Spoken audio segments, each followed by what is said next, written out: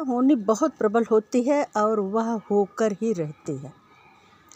एक बार एक राजा थे, उनका नाम था महाराज जंग बहादुर। उनको ज्योतिषियों ने बताया कि उनकी मृत्यु एक बाघ के द्वारा होगी।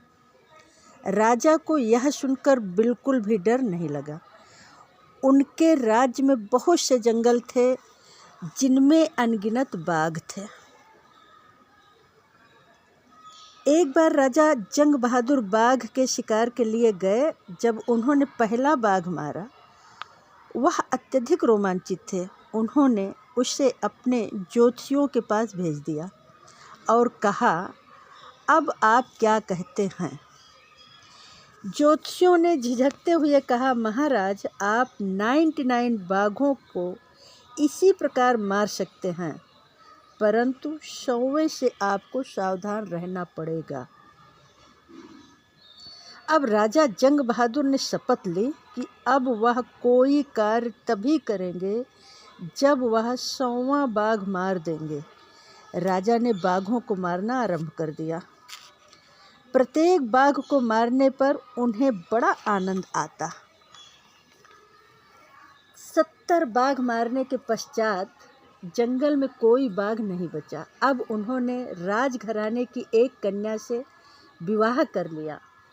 उन्होंने अपने ससुर के जंगल में बाघों को मारना आरंभ कर दिया और बहुत से बाघ मार दिए। जल्दी ही उन्होंने 99 बाघ को मार दिया, परंतु इसके पश्चात 100वां बाघ ढूंढने असंभव थे। राजा बहुत क्रोधित हुए। उन्होंने राज्य के दीवान को कहीं से भी 100वां बाघ लाने को कह दिया। दीवान बड़ी कठिनाई से एक बाघ का प्रबंध कर पाया। यह एक बूढ़ा और बीमार बाघ था। जब बाघ पकड़ गया तो बहुत बड़ा आयोजन हुआ। राजा ने बाघ को दूसरे दिन मारने का निश्चय किया, क्योंकि वह आज अपने पुत्र का 3रा जन्मदिन मना रहे थे।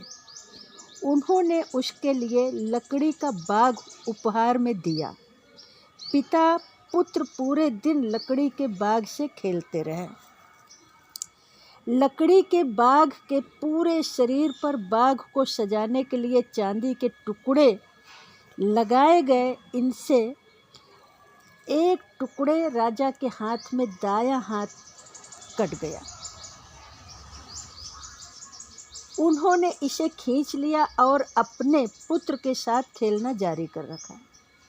अगले दिन राजा के दाएं हाथ में संक्रमण फैल गया।